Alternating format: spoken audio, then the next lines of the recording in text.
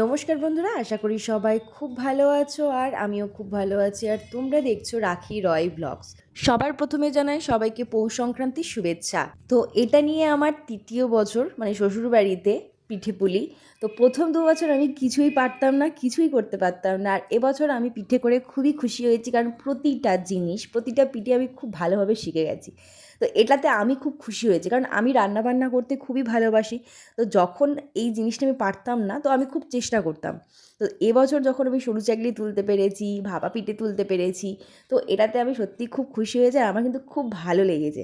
হ্যাঁ, অনেকক্ষণ দাঁড়িয়ে ধৈর্য ধরে করতে হয় ঠিক কথা, কিন্তু যখন করবো আর জিনিসগুলো যখন সুন্দরভাবে উঠে যাবে, সুন্দরভাবে হবে, তখন করার মজাটাই কিন্তু আলাদা। আমি যেহেতু এবছর ওদিকটা সামলে নিতে পারছিলাম, ওই কারণে মা এদিকে বসে বসে পুলি বানাচ্ছিল। তো আমি বলেছিলাম যে তুমি বসে বসে পুলিটা বানাও, আর বাকি ওইদিকে আমি ম্যানেজ করে নিচ্ছি। তো এদিকে মা বসে বসে পুলি বানাচ্ছিল ছাই দিয়ে। আর এখানে 2 রকমের হবে, একটা হচ্ছে দুধ পুলি আর একটা হচ্ছে ভাপা পুলি। তো অনেকটা যেহেতু বানাতে হবে, তো ওই জন্যই মা বসে বসে বানাচ্ছিল।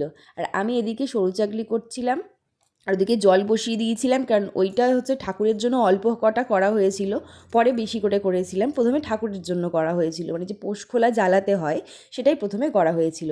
তারপর আমি একটা একটা করে সরু চাকলি করেছিলাম। আর এবছর কিন্তু দারুণ হয়েছে, মানে দারুণ। ওই যে গোলাটা, মানে প্রতি বছর একটু সমস্যা হয় তুলতে, কিন্তু এবছর কিন্তু দারুণ হয়েছে। আর ওদিকে হচ্ছে ভাপা পুলি, আর তারপরেই হবে তোমার দুধ পুলি। তো আর এবছর প্রথম দিনেই অনেকগুলো আর কি পিঠে করেছি একসাথে, যেটা অন্যান্য বছর হয় না। আমাদের বাড়ি প্রথমে হয়তো দুরকম হয়, প্রথম দিন, সেকেন্ড দিন দুরকম হয়, তারপরে দুরকম হয়, এরকমভাবেই হয়।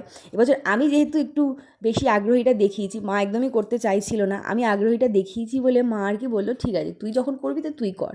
তা আমি করছিলাম, ওই জন্য প্রথমে সরু চাকলি, তারপরে হচ্ছে ভাপা পিঠে, তারপর দুধ পুলি, তারপর করেছি পাটিসাপটা, তারপর আরও একটা জিনিস করেছি ভাজা পুলি। তো পাটিসাপটা হয়ে যাওয়ার পর আমি এবছর পাটিসাপটাও ভালো করেছি, মানে আমি সত্যিই খুব খুশি যে এবছর প্রতিটা পিঠে একদম পারফেক্টলি আমি করেছি। হ্যাঁ, মা কিছু কিছু জিনিস বলে দিয়েছিল, যেমন এই যে তোমার পাটিসাপটার যে গোলাটা কী করে বানাতে হয় আমি একটু জানতাম না।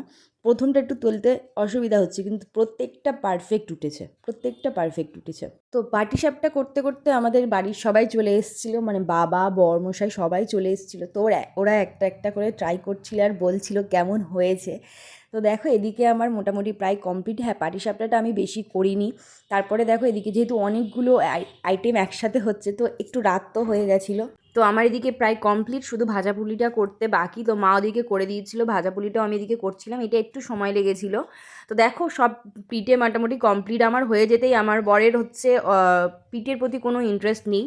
ও 2-1টা যা খেয়েছে ও বানাচ্ছিল ম্যাগি। মানে কি রাতে খাবে এত রকমের পিঠে হওয়ার পরেও, ও রাত্রে কী খাবে না ম্যাগি, মানে ভাবা যায় বলো। এত কষ্ট করে সব কিছু বানালাম, ওই 2-1টা মুখে দিয়ে ওরও হয়ে গেল। আর এখানে অনেকটা ছাই বেশি ছিল, মানে নারকোল ছাই, তো সেগুলোকে আমি নাড়ু করে নিয়েছিলাম, কারণ নারকোল ছাইটা খুব সুন্দর হয়েছিল। তা এখানে দেখো সব রকমের পিঠে আমি একটু থালাতে সাজিয়ে নিয়েছিলাম। এতগুলো পিঠে হয়ে গেছে, তার উপর রাত হয়ে গেছে, তো ওই জন্য কিছুই খেতে ইচ্ছা করছিল না, এই কটা খেয়েছিলাম।